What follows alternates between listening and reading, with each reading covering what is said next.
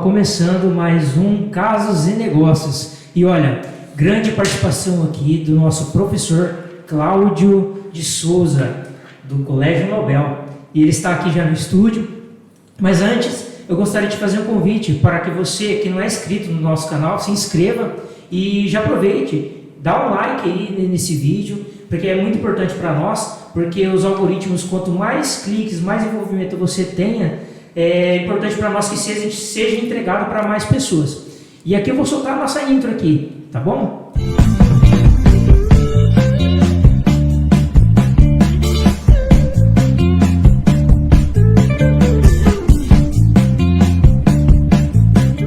É isso aí, pessoal. E aqui também do meu lado também está aqui o meu amigo, grande amigo, Edivan. Aí, Edivan, dá um alô aí para o pessoal. Olá pessoal, tudo bem? Boa noite. Essa noite vai ser de muito conhecimento e informação para todos. Fiquem todos ligados e aproveitando aí o que o Carlos disse, aperta o dedo no like, que esse conteúdo tem muita informação para passar para vocês. É isso daí. E vem muito mais por aí, viu? Grande professor Cláudio. Tudo bem, professor? Tudo bem, agradeço o convite de vocês, né? Agradeço o Carlos aqui, o Edivan que está presente. E assim, é a primeira vez, né, que eu faço um podcast, então a gente fica um pouco meio estranho um pouco, né, mas estamos aqui para colaborar, para a gente responder alguma coisa, a gente discutir alguma coisa junto, né? Eu acho que a gente discute as coisas no Brasil hoje, a gente precisa discutir mais, conversar mais, né? Eu acho que é isso que está faltando, né? Só para deixar o senhor mais tranquilo, também sou praticamente, assim, já tenho um pouco de experiência já de Ivan, eu creio que é o primeiro também, né, Edivan? É o primeiro em questão de podcast, mas nós estamos aí já com palestras, pregações e ensino há mais ou menos uns 25 anos na estrada. É isso aí. Então, professor, gostaria, se apresenta aí, quem não conhece o professor Cláudio. Eu sou o professor Cláudio, sou professor há mais ou menos uns 30 anos, né? Sempre trabalhei na rede privada de ensino. A gente começou em Paranavaí, isso por volta de 1995, né? Inclusive daqui 2 anos vamos fazer esses 30 anos, né? 30 anos. Então a gente tem investido em Paranavaí, a gente tem trabalhado em Paranavaí, então a gente tem empreendido em Paranavaí. Acho que isso é importante, a gente tem que lutar pela cidade que a gente vive, porque é daqui que a gente tem os filhos, é aqui que a gente educa os filhos. Eu acho que isso é importante, né? Sim. Fala um pouquinho assim, o senhor é natural de Paranavaí? Não, eu sou natural de Presidente Prudente, né? Mas bem cedo eu vim para cá, porque eu tinha parentes aqui, então nas minhas férias escolares eu vinha para cá. Então eu fui gostando, fazendo amizade com a gurizada, com a meninada, jogava futebol, aquela coisa toda, né? E aí vim definitivamente, acabei vindo definitivamente, a família veio definitivamente, daí para cá não saí, daí para lá não saí mais. Nessa área do senhor aí, como que foi o principal, assim, que o senhor realmente falou, agora tem que ser professor? O senhor já vem de família já? Ou realmente foi a opção do senhor mesmo? Que o senhor... Carlos, foi uma coisa muito engraçada, rapaz, porque na realidade eu tinha interesse e a vontade de fazer direito. Como naquela época Paranavaí não tinha direito, alguém me falou assim, faça geografia, que depois quando vir o direito, muitas matérias você vai não precisar fazê-las. Falei, então beleza, segui o conselho, né? Mas aí você se apaixona pela matéria, né? Pela disciplina, né?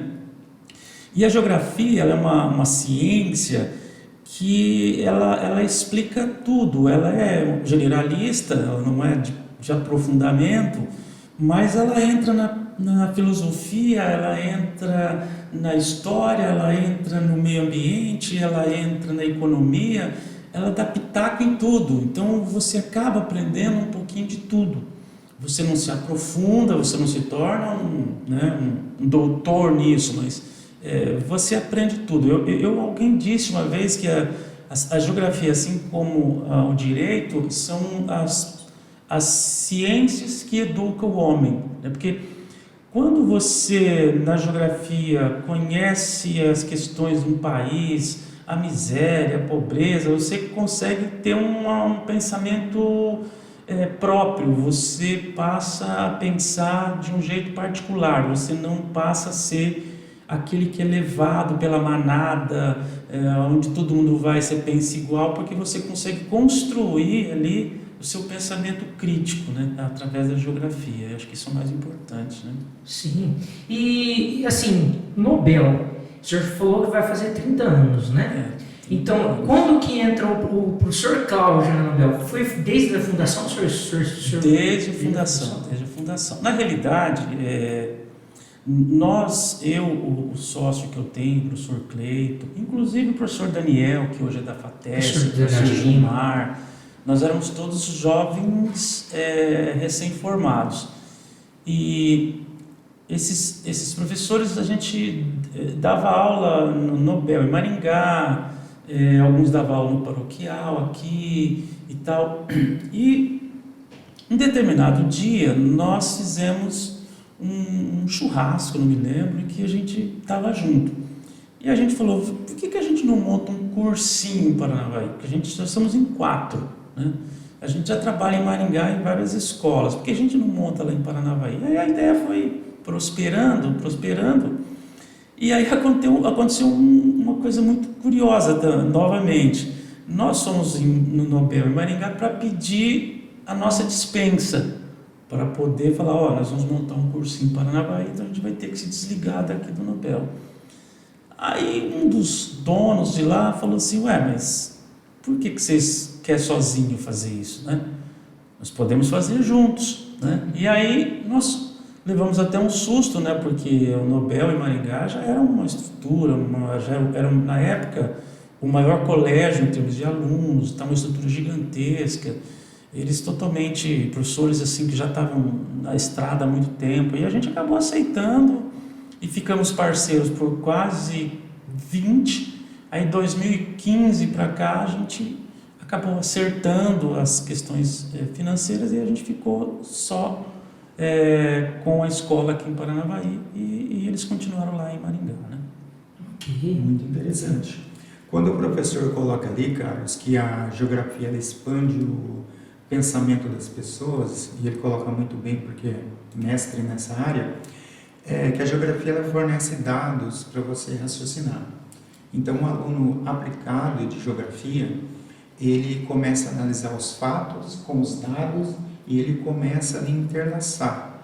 E a geografia, com esses dados fornecidos, para um aluno estudioso, é um prato cheio para ele sair ali do pensamento comum e trilhar os pensamentos filosóficos.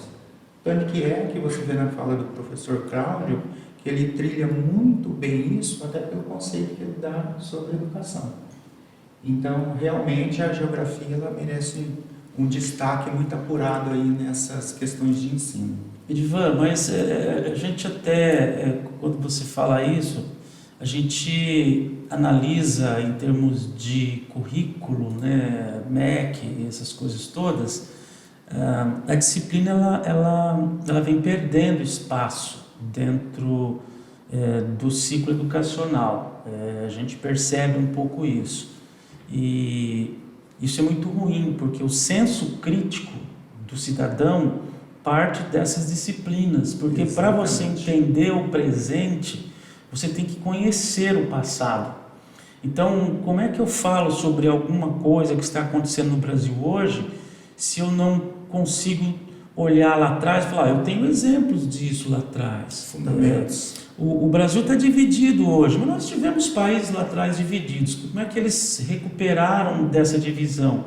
Então, se você pega, por exemplo, a história americana, os americanos eles foram divididos em colônias do norte e colônias do sul. Sim. Mesmo depois da independência, em 1776, eles continuaram divididos. Só foi haver uma coesão, o país se tornar um só, quando ocorreu a Guerra da Secessão por volta de 1800 e alguma coisa ali. Exatamente. Então, e aí o país passou a ser unificado. Então, assim, você tem que olhar os exemplos do passado, você tem que ver como foi resolvida essas questões do passado. Então, a geografia ela dá essa noção para o aluno, para o cidadão, de entender o que está acontecendo agora. Porque Porque às vezes você tem que fazer uma leitura do que está acontecendo agora. Essa leitura ela é em detrimento de coisas que foram acontecendo sucessivamente, que levou a essa faísca que gerou tudo isso. Senão, e a geografia ela é capaz de mostrar isso, a história é capaz de mostrar isso, a filosofia, por isso que eu digo que ela entra um pouquinho em tudo ali, né? Exatamente. Isso é interessante. E nessa fala do professor Cláudio, a gente vê muito que há essa necessidade hoje que, pela fala do professor, ele coloca como um princípio fundamental essa leitura que o aluno tem que fazer em todas as áreas do conhecimento e até levando para a vida dele aprender a fazer essa leitura na vida e nos acontecimentos, seja político, social, filosófico, dele interpretar as entrelinhas e ter uma visão do pano de fundo de tudo aquilo que está acontecendo. E é exatamente isso. Eu, como pedagogo, compactuo do mesmo pensamento, creio que muitos fundamentos da educação estão sendo deixados de lado e isso não contribui para o desenvolvimento intelectual dos nossos alunos. É que depende de quem e de quais grupos querem permanecer no poder, porque quanto menos crítico é o aluno, mais massa de manobra ele é. Então, é como se você fala no efeito manada. Então, você não diz, olha, peraí, eu não vou por esse caminho, só porque está todo mundo indo por esse caminho. Eu entendo por que eu tenho que ficar e sei o motivo que eu não vou com essa manada. Então, a geografia, ela dá essa capacidade das pessoas entenderem que, igual você disse, atrás tem outros motivos, né? Que não é aquele que parece ser, né? Professor, uma pergunta agora, mediante tudo isso que a gente está falando, né, e olhando para um cenário meio nublado, não uma questão de preferência, de estar no Brasil ou fora do Brasil, mas a educação como um todo que o senhor prioriza. O senhor poderia citar, assim, 3 pontos.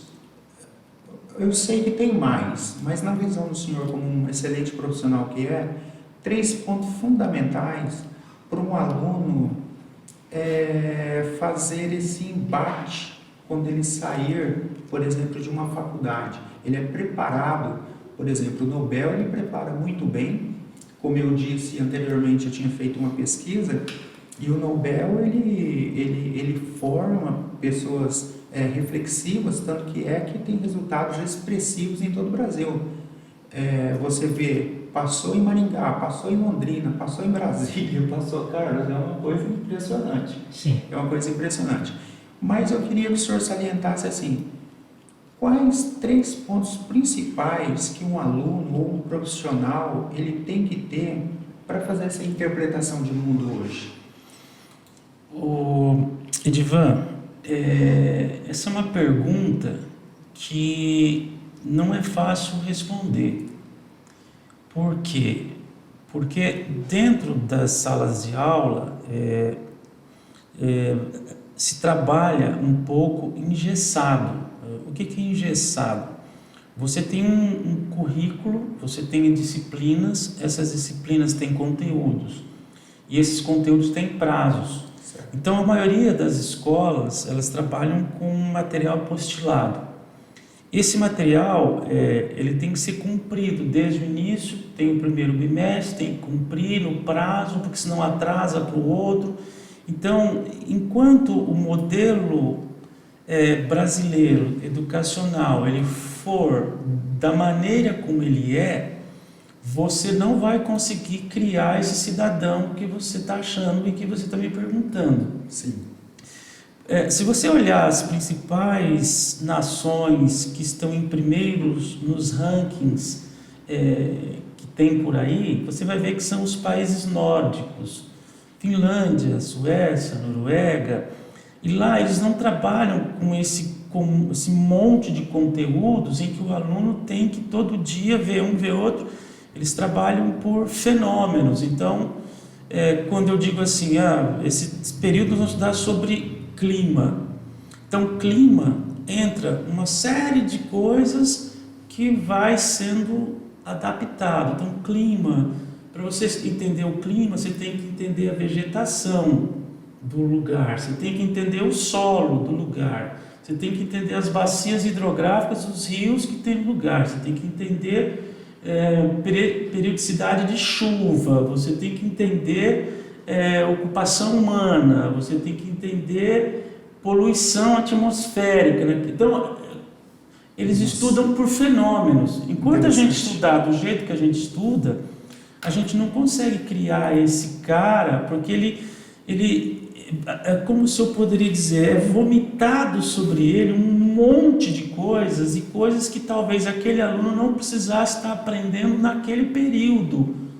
Então, existem uma quantidade de coisas na matemática, na física, na biologia, que ele deveria aprender na faculdade e não no ensino médio. Então, para ele ter essa concepção de mundo, é muito difícil trabalhando como é trabalhado. Então, tem que mudar o conceito, o jeito de dar aula, o jeito de você ver as coisas, aqueles conteúdos que você tem ali. Além disso, a gente tem o tal do vestibular. Então, quando alguém fala assim, a minha escola prepara para a vida, não é verdade. Você prepara para a vida, você prepara para o vestibular. Aquele que absorveu mais vai levar para a vida, aquele que absorveu menos fica no meio do caminho, não consegue depois fazer faculdade, vai trabalhar no comércio, vai trabalhar por aí, vai ser um trabalhador, né? Uma mão de obra que às vezes nem é qualificada. Então, enquanto essa mudança não acontecer, e ela é radical, e isso a gente não vê a curto prazo. Eu já vi vários modelos sendo criados e desmontados. Não sei se você se recorda, nos anos 80 era um jeito de segundo grau, profissionalizante. Eu mesmo, por exemplo, fiz o meu segundo grau com ênfase a desenho arquitetônico, que eu nunca desenhei.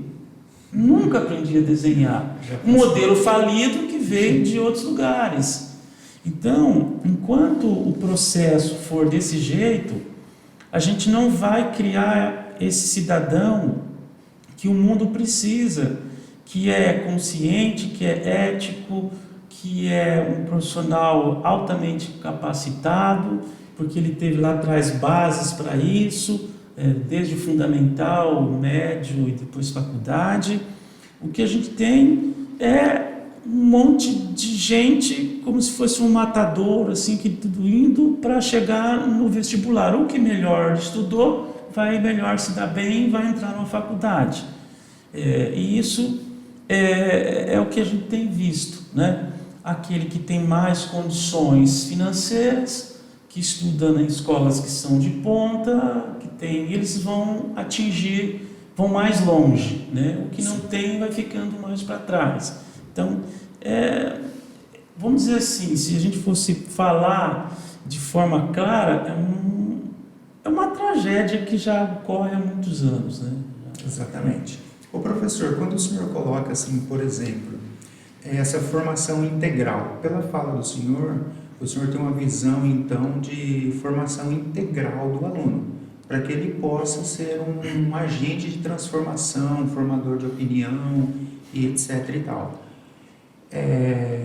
Na conjuntura do Brasil, ensino político, social, pelo que eu entendi na fala do senhor, então nós estamos precisando de várias reformas, mas nessa linha de raciocínio, pelo que eu entendi, nós estamos precisando então de uma reforma no sistema educacional brasileiro, é isso? Sistema e currículo, né? Currículo. O currículo tem a ver com a aprendizagem também. Tem, porque você está dando para o aluno uma quantidade muito grande de coisas, ele não está conseguindo consumir tudo isso. Exatamente. Então,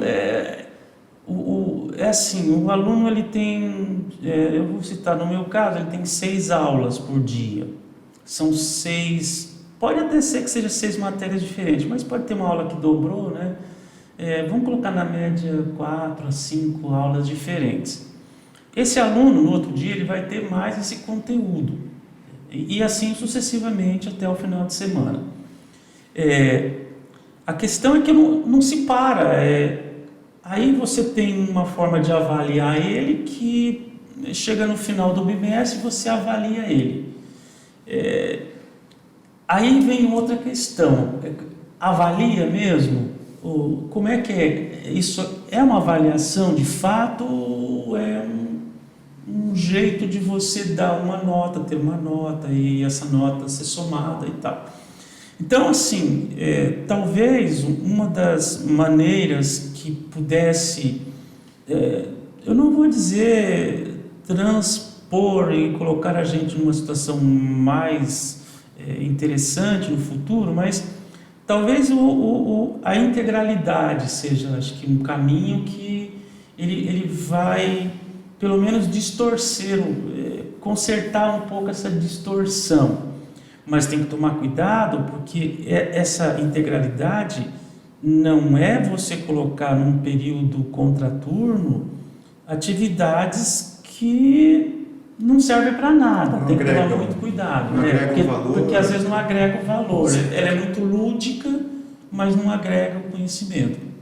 Acho que à tarde o aluno tinha que, tudo aquilo que foi consumido de manhã, revisar, repassar, em livros, no caso da matemática, química e física, exercitar isso.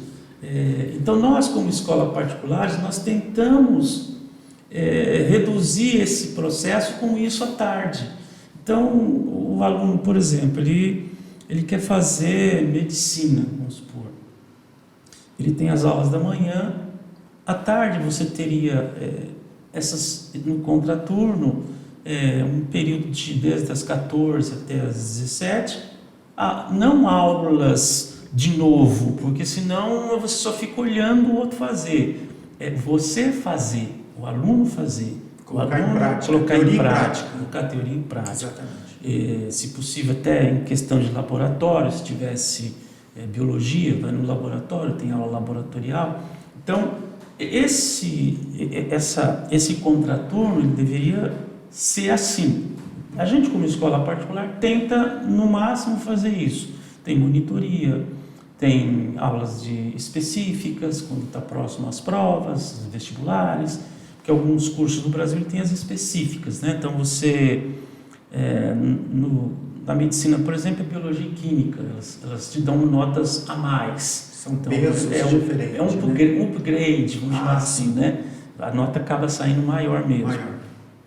Então, eu acho que talvez essa integralidade do aluno estudar de manhã e à tarde, leitura de livros, que falta muito, não dá tempo, porque para consumir tudo aquilo, se for ler um livro, como é que faz? Então, o aluno tem que ler em casa, tem que ler à noite, num período diferente, né?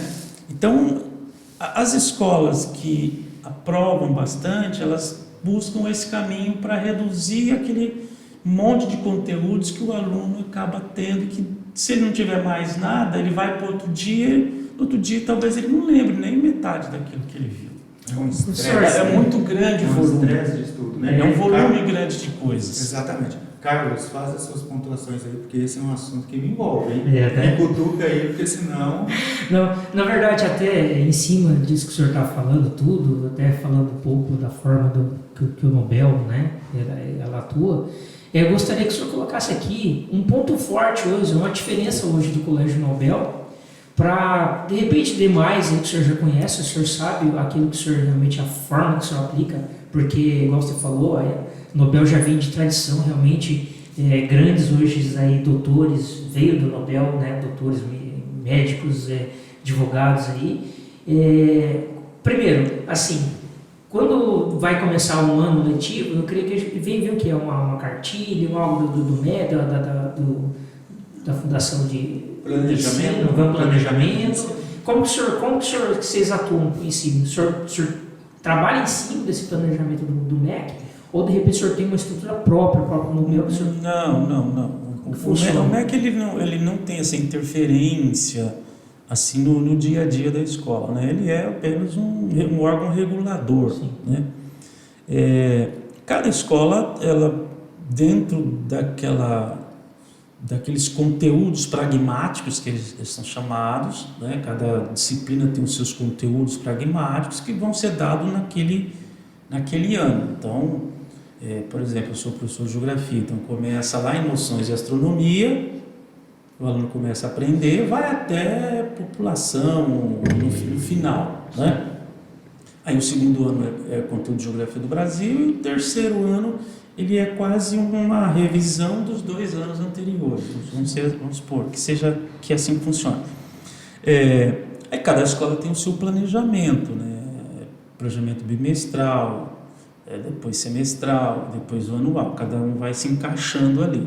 E tem que terminar aqueles conteúdos que se iniciam logo quando as aulas começam, e esse planejamento tem que ser executado, porque senão se você atrasa, você vai atrasar tudo, né? Então, a gente tem, os conteúdos estão lá, os professores vão trabalhar com aqueles conteúdos. Uma coisa que eu não comentei quando o Edivan falou, que tem uma importância fundamental nesse processo, é a qualidade de professores também, né? A gente tem que... não podemos esquecer disso. Então, fala os pontos fortes hoje da Nobel. Eu acho que um dos pontos fortes nosso é o processo organizacional que a gente tem em termos pedagógicos. A gente consegue ter também espaços lúdico, porque também não é só carga de trabalho, porque eu digo que o aluno trabalha, né? Porque se ele entra 7h30 e sai meio-dia, ele está trabalhando. Sim, com certeza. Então, a gente tem os espaços, os períodos culturais, o aluno tem que ter esportivo, tem que ter atividades de fazer coisas, né? Tem que ter. Então, assim, parte de laboratório, essas coisas tem que ter, não tem como não fazer. Mas eu acho que, sim, o elemento mais importante que nós temos é o humano, que são professores. Então, professores de conhecimento, professores que estão no mercado há muito tempo, professores que já foram sabatinados pelo período que já estão, porque parece que é fácil você entrar numa sala de aula e dar aula, mas quando você vai numa escola em que o aluno já está um pouco... É um aluno que vem desde lá pequenininho, escolas particulares, que estudou, que está correndo atrás, então, aquilo que você falou, ele tem um pouco, sim, o crítico, né? Então, às vezes, esse aluno, ele consegue observar que o professor tem qualidade e que não tem qualidade. E como nós somos privados, e se somos privados, precisamos ter lucro, né? Quando algo está errado, você tem que dispensar o professor e buscar um que... É mais ou menos como o futebol. Eu digo assim, o futebol é assim. Tem um jogador que tem um chute de R$500. E tem um jogador que tem um chute de R$1 milhão, né? O chute dele faz curva, faz 3 curvas. E ele sempre acerta o alvo. E tem aquele jogador de quinhentão que nunca acerta o alvo, que na hora do gol ele perde, né? Ele não é decisivo. Então, é mais ou menos assim. O professor... nesse nosso mundo privado, a gente sempre vai buscando, eu preciso contratar aquele cara lá da biologia, aquele cara está destacando, os alunos gostam muito dele, lá onde ele está dando aula. Então ele é um cara bom, você vai lá e busca o cara, né? Então onde você vê que tem um destaque, porque às vezes é rotativo, às vezes tem professores que estão com a gente, assim como o jogador de futebol, o outro oferece mais, ele vai para o outro time, ele vai para outra escola, né? Ele vai para Maringá, ele vai para... Né? Então, às vezes ele é de Maringá e lá alguém ofertou uma proposta que ele fala, não compensa eu ir para Paranavaí dar aula, porque aqui já estou em casa. Vou ficar aqui, pertinho de casa, não preciso viajar, né? 60 mais 60, 70, 140 quilômetros, correr isso na estrada, gastar o meu carro. Então, assim... esse é um grande valor competitivo nosso. A gente sempre está buscando novos talentos que estão surgindo em Maringá. Às vezes, não dá para buscar muito longe, porque hoje as despesas são muito grandes. Mas Maringá é um grande local, porque tem a UEM, dali saem muitos bons professores, então você vai buscando ali. Às vezes o cara é de Umuarama, você busca ele, às vezes ele é de Campo Mourão, e alguém fala, cara, tem um professor lá que, cara, é bom, hein? Vocês não estão a fim de pegar o cara? Aí a gente vai, conversa, às vezes se dá para contratar, contrata, se não dá, não contrata. Como eu voto, às vezes ele pediu um valor que não dá, né? Sim. Então, assim, essa é a grande vantagem da escola privada, porque você tem condições de manter o seu time sempre bem montado, né? Um time titular muito bom. Isso, né? bem montado, né? E eu acho que esse é o diferencial.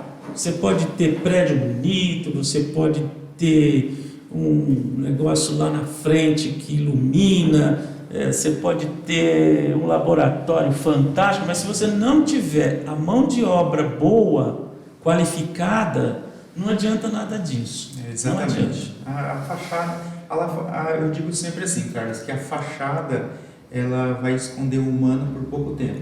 O que vai sustentar a fachada é quem está dentro dele. É exatamente isso que o professor Carlos está falando. E é o sentido da competência, né? Para atuar no colégio do gabarito do Nobel, realmente você tem que buscar competências e competentes, porque os alunos também são exigentes, né? Visto aí o vasto nicho de mercado de trabalho que o Nobel tem contribuído, como já falamos, com o Brasil todo. Sim. E o que esperar os novos, de repente está vindo novos alunos aí, o que pode esperar hoje do Nobel? Já está preparando, né? Já. Quando começa também? Nós começamos agora, em fevereiro, né? Eu acho que quarta-feira que vem, próxima quarta-feira, se não estou enganado. Esse ano agora vai ser um ano interessante, porque a gente trabalhou sempre com material Dom Bosco, né? A gente está há anos trabalhando com esse material, e essa empresa foi comprada pelo SAI, que é um outro grupo, né? E esse SAI, o material deles é bem atualizado, com QR Code, o aluno mesmo, ele pode pegar o celular e lá ver o resultado do exercício, ele pode, através do QR Code, ver uma aula, caso ele não consiga resolver o exercício. Tem uma plataforma muito bem feita, assim, em termos de acessibilidade do aluno, em termos de resolução de exercício, em termos de aulas que ele pode assistir. Então, assim, esse material ele veio para trazer um pouco mais de tecnologia e de aquele aluno que de fato quer buscar mais conhecimento, ele vai ter na palma da mão esse conhecimento, ele vai ter no computador ali em casa. Então ele não precisa ficar buscando outros instrumentos, né? Eu acho que esse novo material ele veio para poder trazer uma ferramenta que aumenta e potencializa o aprendizado. Acho que esse é um item importante também. Interessante. Até eu creio que esse atual momento, até vídeos, aulas, essas coisas assim, acho que veio mais forte depois da pandemia, né, professor? Depois disso daí, acho que deu uma potencializada. A pandemia, ela inclusive favoreceu e acabou disseminando mais o mundo virtual, né, vamos dizer assim, porque tivemos uma coisa inesperada, ninguém esperava e ninguém estava preparado também. As escolas não estavam preparadas para ter aulas online. Então, algumas foram fazendo meio aos trancos e barrancos, e aí a gente foi aprendendo, vamos chamar assim, né? Vai aprendendo com o que está acontecendo.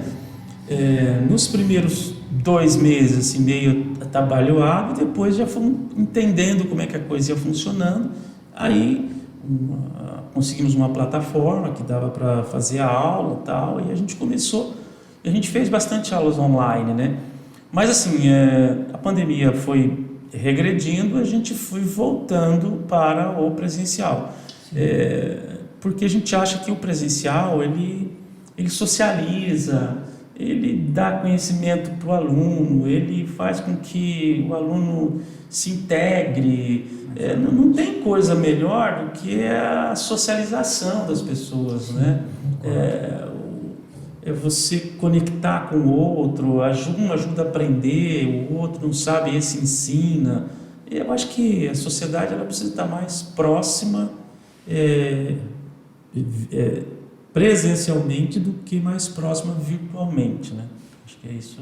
Eu estive fazendo um estudo, Carlos, que dizia assim que, igual o professor Cláudio falou muito bem, colocou muito bem na fala dele, que a maior perda, e ele tem essa preocupação com os alunos, e por isso da qualidade do ensino do Nobel, ele tem essa visão de socialização.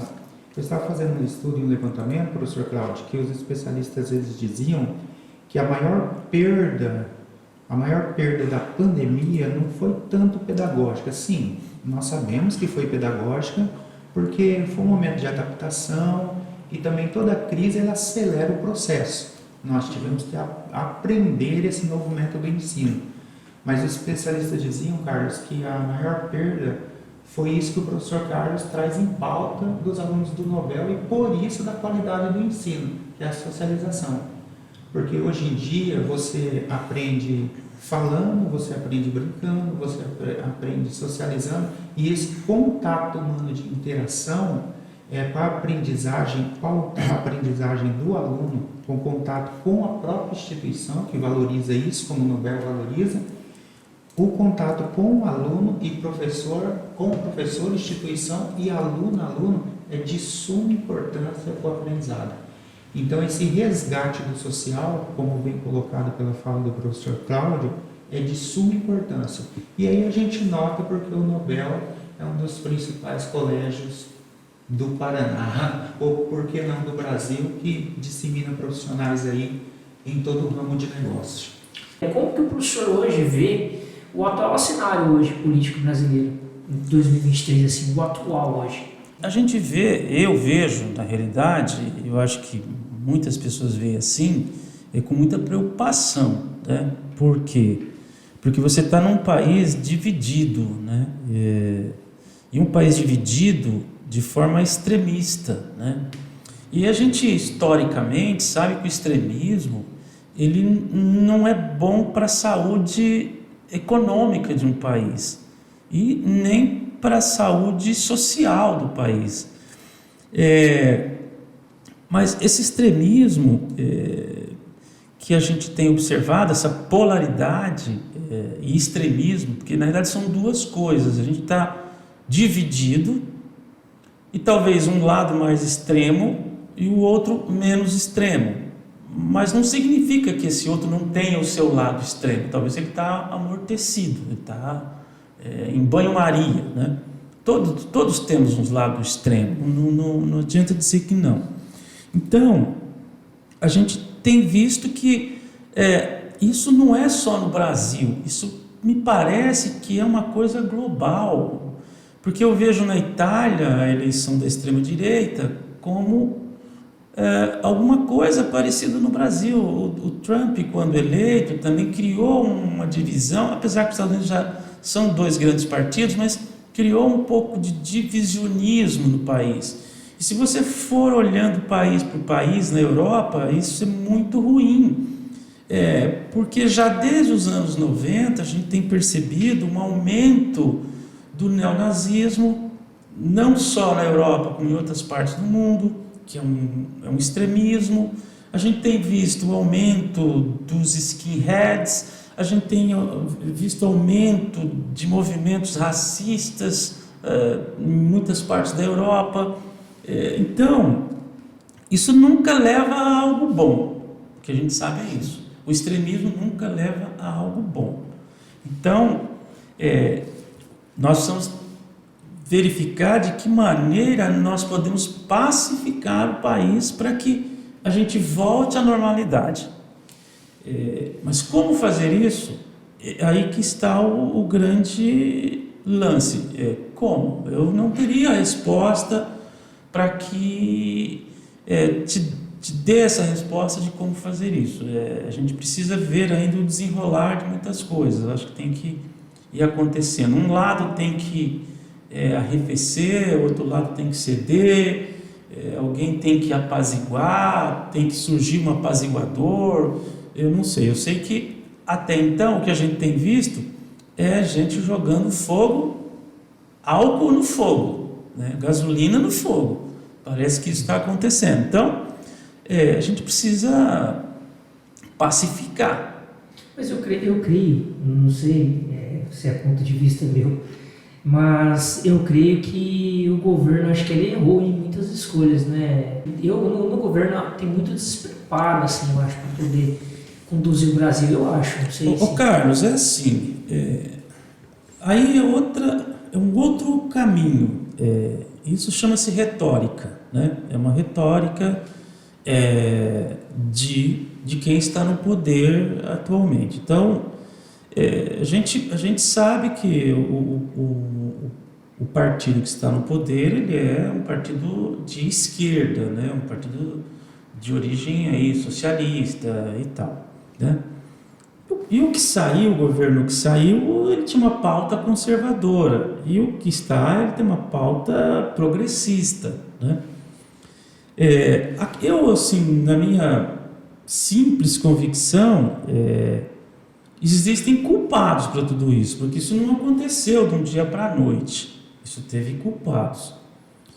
E quando você olha para trás, talvez você olha na história, elementos que não deveriam gerar esse tipo de coisa, nós temos 3 poderes, né? E existem poderes que andou suprimindo um outro poder e se manteve numa posição que não era dele.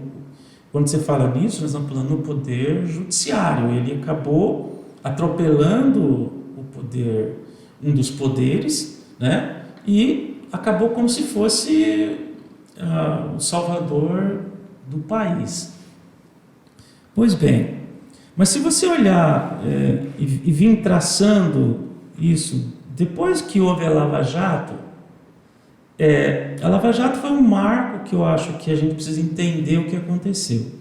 A Lava Jato foi um movimento que trouxe à tona como poderíamos reduzir a corrupção, como a gente poderia fazer, baseado muito bem no que foi feito lá na Itália, nos anos 80, quando a Itália estava fundada por mafiosos, dominando a política, dominando tudo.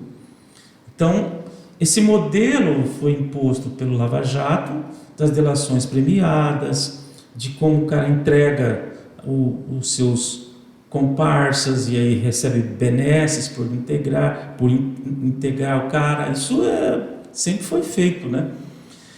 Mas veja bem, isso foi acontecendo, você percebe que foi chegando a escalões maiores, vão prendendo e foi chegando nos escalões de poder. Esses escalões de poder são senadores, são deputados, são ex-presidentes, e aí a coisa foi indo, e nós fomos prendendo, milhões foram sendo recuperados. Para mim era algo maravilhoso estava acontecendo. Sim. Pela primeira vez na história do país, a gente estava vendo o colarinho branco sendo preso, ficando em cadeia com os outros presos normais, sem, né? Tá. Mas aí, veja bem, nesse meio caminho nós tivemos a aprovação da prisão em segunda instância pelo Supremo. Ótimo. Então o cara não precisa reconhecer. O Supremo não é uma instância que vai olhar provas. As provas estão na primeira e na segunda instância. Os juízes dizem, olha, é robusto, isso aqui é condenável. Tá. Então vamos ratificar na segunda instância. Todo mundo olhou, o juiz olhou, os melhores especialistas de direito olhou. É isso mesmo. Está preso? Está preso. Então que você passa por 2 instâncias. Certo? E foi condenado. Tá. Aí, do nada, o Supremo Tribunal Federal resolve voltar atrás e tirar da segunda instância a condenação. Mas fala, peraí, tem alguma coisa errada. Foi aprovado e agora vão desaprovar algo que torna o país mais célere, mais rápido, prende mais rápido, condena mais rápido e não fica aquela lenga-lenga de anos. Porque se você lembrar bem, o mensalão demorou 10 anos É verdade. Mais 10 anos. É muito tempo, né? Para ser julgado. Se você tivesse só as duas instâncias, tinha acontecido mais rápido, né? Tá, tudo bem, vamos lá. E foi indo, né? E aí, prisão de ex-presidente. Robustas, provas robustas. É que ninguém lê os autos, mas tá lá. Aonde comprou material de construção para fazer a reforma? Quem é que atendeu e recebeu o material de construção? Quem é que foi lá buscar? Quem contratou o arquiteto? Quem que pagou isso? Está tudo nos autos. Está tudo, é robusto as provas. E aí, de repente, o Supremo mantém tudo isso em banho-maria e foi como se ficasse assim no canto, vamos deixar para ver até onde vai isso aí, entendeu? Aí, do nada, alguém fala assim, olha, mas aquela instância não é a instância competente para poder julgar essa pessoa. Você fala, mas peraí, quantos anos isso está rolando em processo? Quantas instâncias passou? Quantos juízes viram que era robusta as provas? E agora você me fala assim, não é essa instância. Por que você não me falou lá atrás, no começo? Vocês não são competentes para fazer isso. Para, não é vocês. Não conversa. Então dá a impressão que você foi dando corda, foi dando linha, ou você muda a forma de você pensar aquele posicionamento jurídico. Porque, veja bem, a mesma lei que prende o pobre, bandido pobre, não prende o bandido rico. É a mesma lei. Entende isso? Para isso beneficiou. Isso, não é a mesma lei? Então não é o entendimento da lei. Então lá na frente você deixou em banho-maria, e aí você diz, olha, não é a instância competente. Mas peraí, qual é a instância competente? Por que você me falou antes? Então quando parte da sociedade foi vendo isso, foi achando que isso não era certo, não era correto, ela vai acumulando essas coisas, que foi desencadeando nesse movimento conservador. Por quê?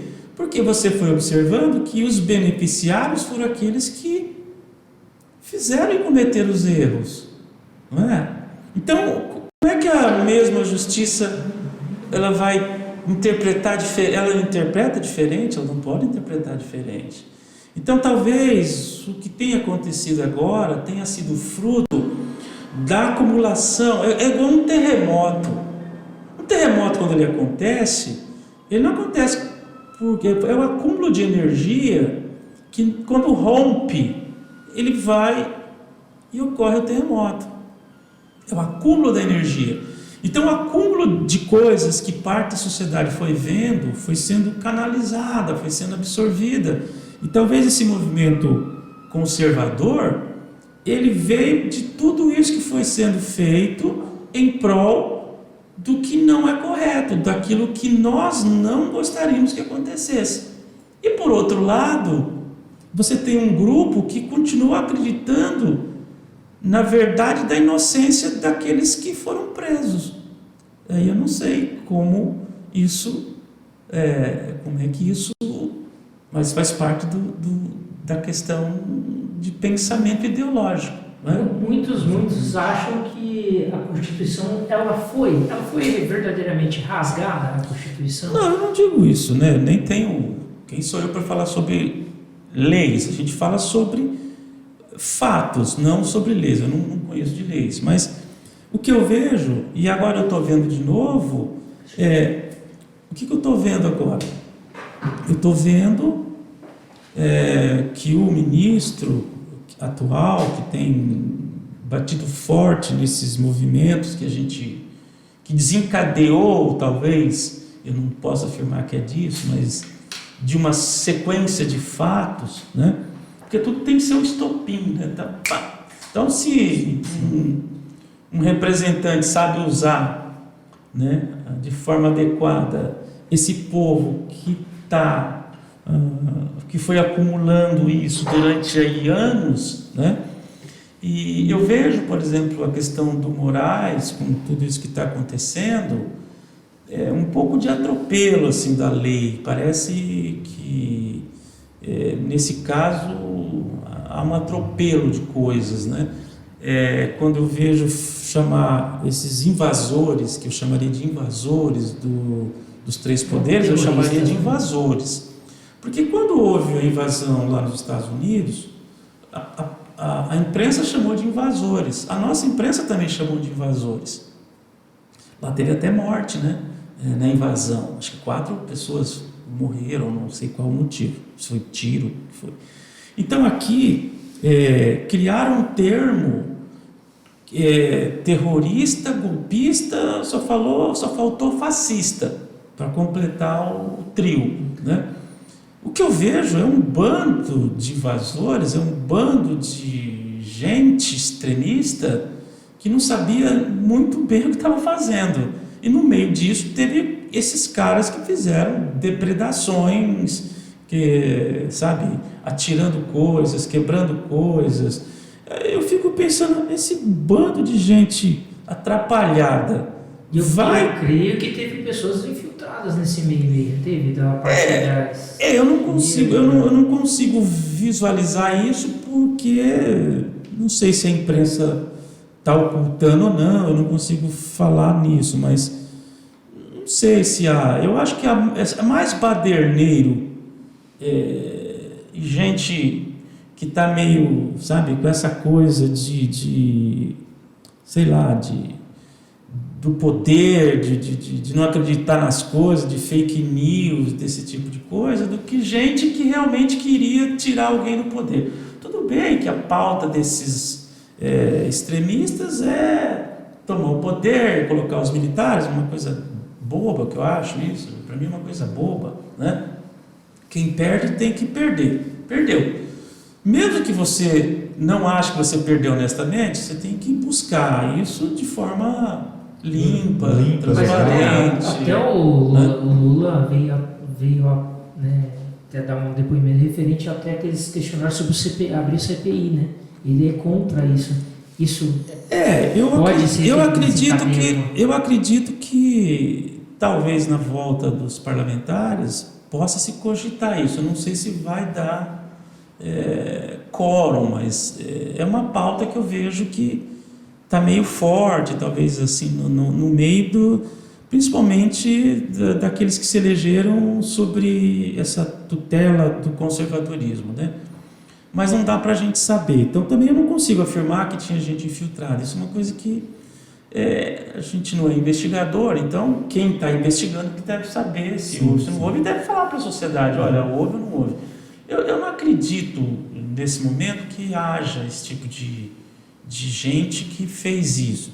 Eu acho que esse povo que ficou aí na frente de quartéis, tiro de guerra, sei lá, eu acho isso uma coisa um pouco absurda. Isso é para mais ou menos uma massa de manipulação, assim como o outro lado também usa massa para dizer que ele é inocente, que não aconteceu nada, que aquilo tudo foi culpa de um juiz, de um Moro, não sei o que. É outra coisa também que é o lado extremista daquela parte, né?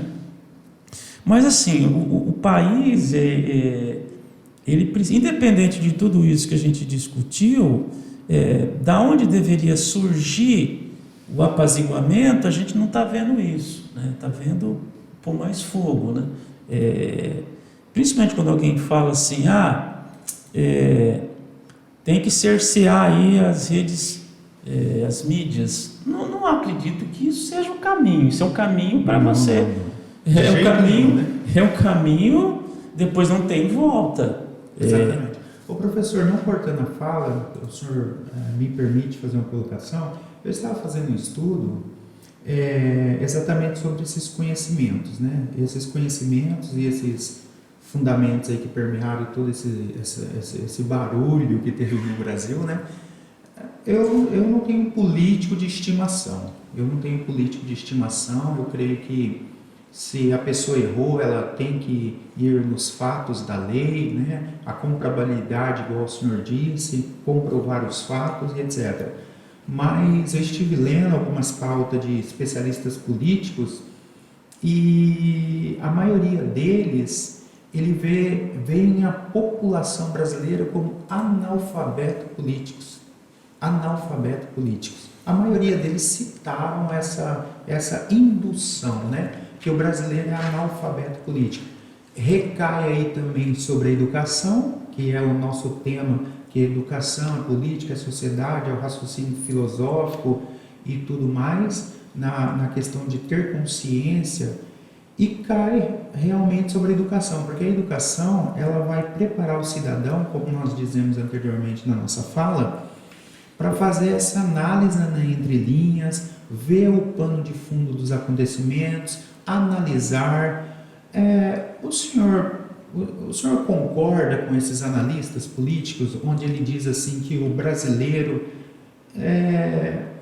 eu não me lembro se ele falou se são ou beira o analfabetismo político? Eu assim, o meu ponto de vista é que uma grande parte da população, de fato, é analfabeto político. Por quê? Porque a política é aquilo que nós conversamos sobre pensamento crítico. Eu não posso pensar uma coisa só porque alguém está pensando aquela coisa, porque ele pode estar pensando errado. Eu não posso seguir uma ideologia porque fulano está seguindo aquela ideologia, porque ele pode estar errado aquela ideologia. O que é ideologia? Ideologia, quando parte da sociedade, acredita numa verdade. Mas não significa que ela é verdade. Ela pode ser apenas uma ideologia. Então, nazismo é ideologia, fascismo é ideologia, isso é ideologia. Quer dizer, uma parte da sociedade acredita naquilo. Sim. Que aquilo está certo. Mas não significa que está certo. É porque eu fui conduzido a acreditar naquilo lá. Então,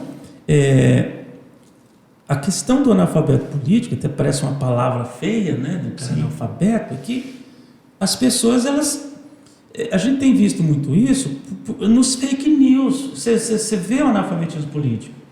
Tem gente que ainda insiste em postar coisas como se amanhã vai acontecer uma virada, como se amanhã fosse alguém posta uma besteira. Não, nossa, você viu quem falou tal coisa? Você fala, mas gente, que absurdo.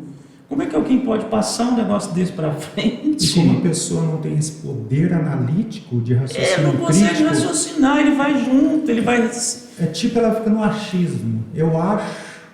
não só achar, mas ela vai dissipar aquela coisa, sabe? E como a rede social tem um alcance enorme, aquilo viraliza... Justamente. E chega até a atrapalhar as vias de fato da verdade. Então, assim, não só o cidadão é analfabeto político, como tem político que é analfabeto político também. Boa colocação. Por quê? Porque o que eles fazem é coisa de gente atrapalhada, porque às vezes chegou ao poder político não por capacidade, conhecimento e às vezes por apadrinhamento, por uma série de coisas que acontecem no Brasil. Sem preparo nenhum, né? Mas uma coisa que eu acho que é interessante a gente discutir, e que eu acho que no mundo, de um modo geral, está acontecendo, e no Brasil a gente tem visto isso, é que eu acho que um dos culpados de tudo isso são as redes sociais. Não que elas tenham que ser penalizadas por isso, não, é que, veja bem, se eu entro numa rede social e, por curiosidade, eu assisto um vídeo sobre que a Terra é plana, certo? Daqui a pouco me vem outro vídeo sobre esse tema para mim, porque a inteligência artificial, ela começa a te mandar coisas que você está procurando na internet. Sim, o algoritmo... O algoritmo... Então, daqui a pouco, de tanto você começar a ver aquilo, e gente falando daquilo, e outro falando daquilo, você começa a fazer parte do grupo de pessoas que pensam daquele jeito. Exato. Então, uma parte da culpa é esse esquema que foi montado por essas grandes redes que monetizam isso, é te enviar. Por isso que você, às vezes, você pega um jovem, uma pessoa que é esse analfabeto político, ele começa a achar que aquilo é verdade. Então ele começa a seguir aquele bando de gente que começam a achar que aquilo tudo é verdade e que os outros estão errados. E aí você tem isso não só no Brasil, como no mundo todo. Você não consegue enxergar. Eu até vi um documentário na Netflix, eu não me lembro o nome, que fala sobre esse tema. É muito interessante, até poderia recomendar, mas agora não me lembro o nome. E que ele mostra, assim, numa família, o menino começa a assistir um tipo de vídeo, a menina começa a assistir um tipo. Cada um parte para um lado, daqui a pouco eles estão brigando, porque um está pensando de um jeito, o outro está pensando de outro. Por quê? Porque eles foram levados ao longo do tempo de ficar o tempo todo na palma da mão as informações, e essas informações vai caindo no seu colo como se fosse um item importante para você consumir. Então a gente também tem que tomar muito cuidado, porque como tem fake news, ela circula e esses grupos estão circulando, você acaba sendo levado para uma pauta que você nem sequer sabe se de fato você olhou a história daquilo, é verdade, o que é aquilo, mas é que você foi sendo levado. Eu acho que um dos itens que tem que ser discutido também é isso. A gente acaba, porque é a inteligência artificial, né? Até depois, até a questão da política, que o próprio ministro, o Alexandre de Moraes, né? Ele começou a cortar algumas contas referente até, né? Isso eu creio que acho que foi, não sei se foi um retrocesso ou se depois foi um avanço, porque começou a limitar, não é aquilo que você fala de qualquer jeito, não é assim, você pensa e fala, não é mais. Mas eu creio que eu acho que tem uma certa mudança, uma certa ponto de ter mas isso é muito perigoso. Aí é um dos pontos. Vai cair na liberdade de expressão. Né? Você perde a sua liberdade de expressão. E às vezes o grupo de poder, ele quer isso mesmo. Ele quer tirar a sua liberdade de expressão. Eu acho que cada cidadão tem que filtrar isso, e por isso que o processo educacional é que tem que mostrar para ele, olha, tem que ser crítico, porque veja bem, porque é uma narrativa isso. Ninguém tira, por exemplo, a pornografia. Então. Está lá a pornografia, mas ninguém tirou a pornografia. Então, ela tudo bem, ela pode, né? Agora, você tem uma narrativa de que fake news, e esse fake news está relacionado a eles, porque está relacionado às instituições, a essas instituições que estão tentando impor Sim. o fim dessa liberdade. Então a gente tem que tomar muito cuidado, porque daqui a pouco você está cerceado da liberdade. O que você pode falar, mas então tem que deixar, não, tem que deixar fazer, está ali. Consome quem quer. Tudo bem, aquele cara falou isso, é uma merda e está errado, eu vou em processo e me indenizem sobre isso. Mas a liberdade tem que ter a liberdade de expressão, porque você vai tirando desse jeito a liberdade, você começa... Mesmo porque é constitucional. Você vai tirando as liberdades desse jeito. Porque sabe, aconteceu aquilo lá, não pode. Aí te leva a imaginar que está tirando coisas de pessoas, mas daqui a pouco, essa pessoa que apoiava isso, se ela falou alguma coisa que não tinha nada a ver, mas que tem uma outra conotação, ou de um determinado assunto, e alguém fala, olha, aquele cara falou aquilo, não pode. E aí você começa a cercear as pessoas. Professor Ricardo, vocês vão sempre ver eu falando assim, eu estava lendo, eu estava estudando, eu estava pesquisando. É estudioso, né? Eu gosto muito de, realmente, né, não é demagogia, você me conhece, eu gosto muito de estudar. Eu estava vendo a diferença da questão da internet, como o professor Cláudio disse, do pensamento filosófico. Eu gosto muito dessa área, e reflexivo. Por exemplo, quando você pega um feed de notícia e você vai passando, você não tem poder de reflexão. É cientificamente comprovado. Você consome, mas o que você consumiu? Eu não sei. E você repostou alguma coisa? Repostei. Foi ver a fonte? Não. Mas era fake news ou era verdade? Sei lá. Não tive tempo de raciocinar.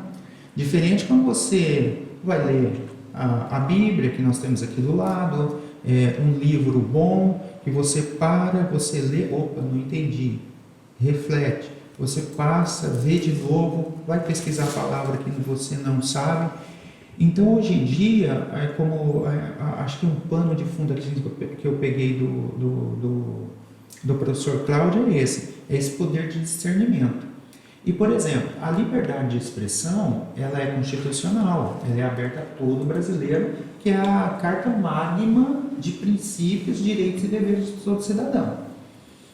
Quando nós dizemos assim, por exemplo, tirou fulano do ar, tirou tal programa do ar, mas tirou por quê?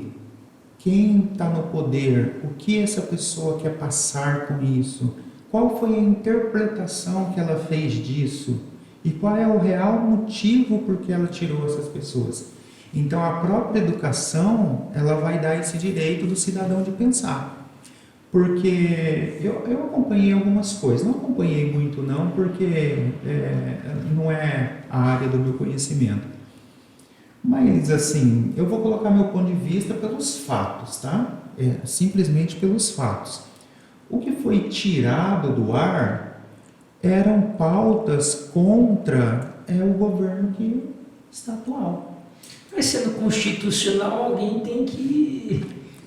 Sendo constitucional, eles passando por cima dessa Constituição. Então, e quem cobra essa Constituição? Foi colocado aqui uma coisa muito importante. Por quê?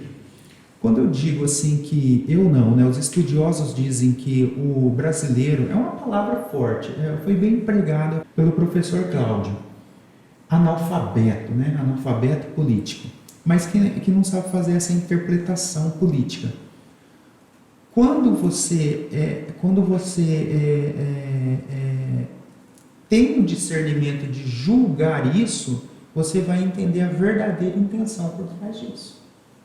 E qual que é a verdadeira intenção por trás disso? É fazer massa de manobra? É dividir? Até nós falamos da Bíblia aqui, a Bíblia que é um livro de ensino milenar, ela diz assim que um reino dividido, ele não prevalece. E eu também sinto essa divisão atual no Brasil, e para a nação em si, é péssimo. E o que o senhor acha a questão hoje da economia do Brasil, assim? Tem algo, de repente, de bom vindo do Brasil, assim? O que o senhor acha a questão? Olha, eu acho assim, não tem como você avaliar, por exemplo, o governo atual, porque acabou de começar, né? Mas, assim, baseado no que a gente tem visto no mundo, Europa com inflação alta, Portugal com inflação recorde, Argentina com desvalorização do peso, os Estados Unidos com questão inflacionária, não vai ser um ano fácil para todos, não é só para o Brasil, não é por causa do governo atual, é que os ventos não estão soprando a favor de ninguém. Eu tenho ouvido de alguns especialistas em economia, Luiz Barsi, por exemplo, que a gente está indo para uma crise econômica global. Eu não sei se isso vai se concretizar, por diversos fatores, a inflação, entre outras coisas, desaceleração econômica de um lugar, e assim vai. Eu não consigo enxergar esse problema tão grave, mas a economia ela vira de um dia para o outro, né? A gente viu, por exemplo, aí, grandes empresas com risco de falência, fechando e tal. Eu não sei se isso é mais um reflexo da pandemia, que muitas empresas estavam capengando já anteriormente, aí, né?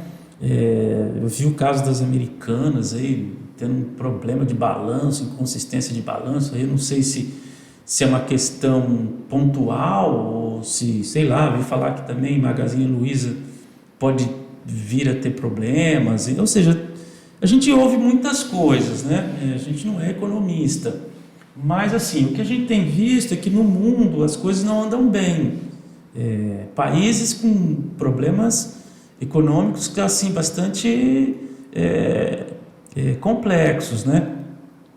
A a gente espera que no Brasil a gente consiga melhorar, reduzir aí uma série de coisas, principalmente endividamento interno, gastar menos do que ganha, não sei, colocando... A gente já teve um ato do governo atual de tirar do teto de gasto, né, as questões sociais, o dinheiro que vai para o social, Bolsa Família. Ou seja, é igual eu falar para você, não, o que eu vou pagar para aquele cara ali, você tira da minha despesa. Não, aquilo é despesa, né? Como é que eu posso tirar aquilo do teto? Então você extrapolou o teto, né?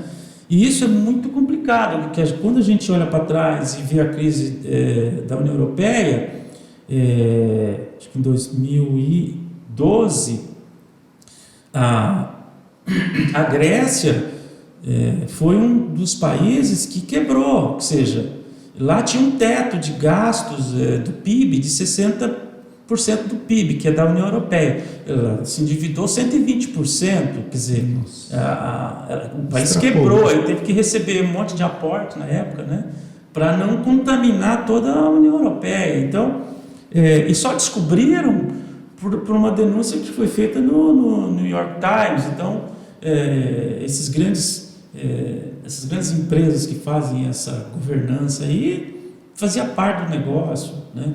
Então, é perigoso você ter um governo que quer tirar o que nós ganhamos de mais importante, que é essa coisa fiscal, de controle fiscal. Esse equilíbrio, né? Esse equilíbrio da balança, superávit, o déficit. Então, a lei de responsabilidade fiscal, que foi criada, acho que no governo do Fernando Henrique Cardoso, essa lei, ela ajudou muito, porque se você não tem uma responsabilidade fiscal, você gasta, porque você pode ser um governante que gasta tudo e o outro, quando chegar, tem só dívida. Né? Então você tem que ter a responsabilidade, tem que ter os tetos de gasto para cada coisa, senão todo mundo quebra, o município quebra, o estado quebra, né?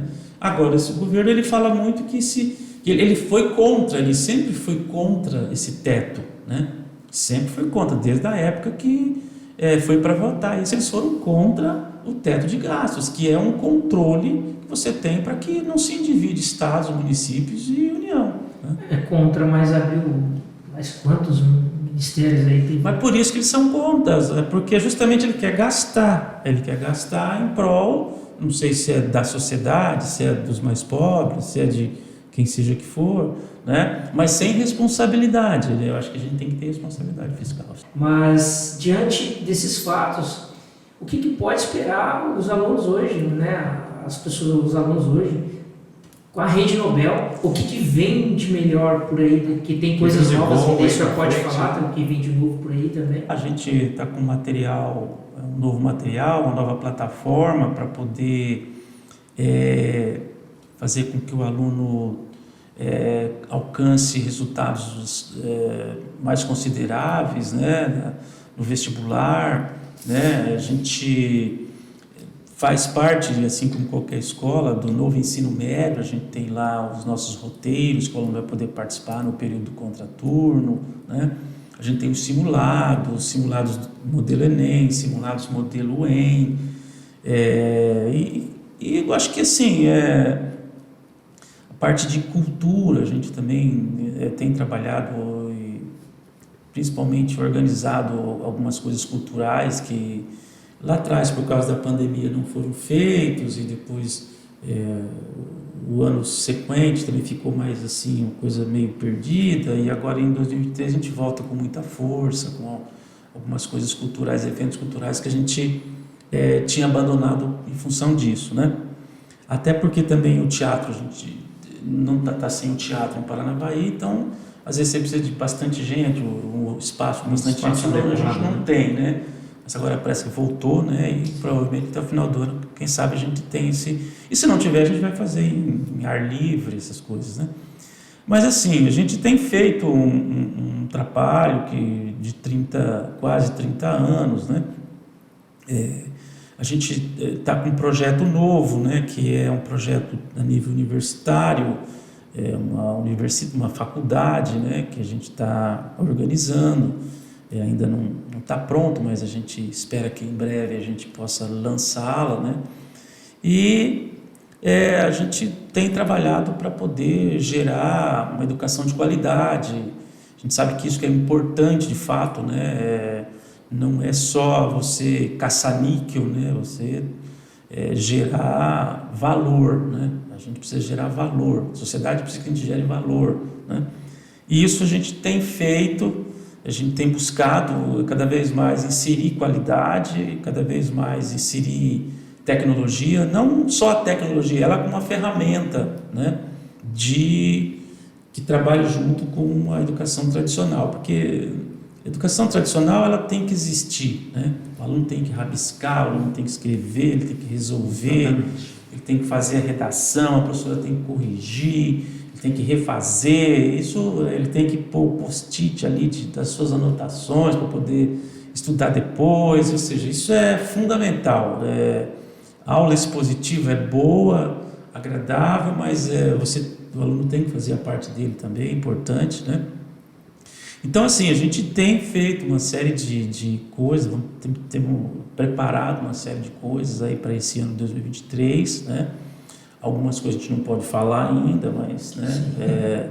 Com certeza coisa boa, né? Então, Com certeza coisa boa. Então, resumindo, né? Vindo de Nobel, você que está procurando realmente uma educação de qualidade, né, para o seu filho, quer realmente se destaque aí, né, no mundo universitário aí, realmente Nobel, ele o que a gente está preparando e que não tem nenhuma ligação com a parte de faculdade, né, mas o que a gente quando acontecer, provavelmente assim vai vai abalar as estruturas, impactar muito, né? Isso vai ser uma coisa que eu acho que vai ser interessante. Muito bom. Então, uma coisa colocar aí, Divan. Bom, primeiramente eu quero agradecer o convite seu e a honra de estar debatendo essas ideias com o professor Cláudio. E você conhece, por exemplo, eu acompanho o Nobel pelos resultados. Sim. Né? Pelos resultados. E não é vanglória, mas é um fato do atingimento que o Nobel tem na nossa sociedade, na região noroeste, né? Do Paraná e Brasil. Inclusive vem muita gente da região, né? Não só de Paranaguá, mas da região. Estudar. Aí você vê o porquê do sucesso do Nobel.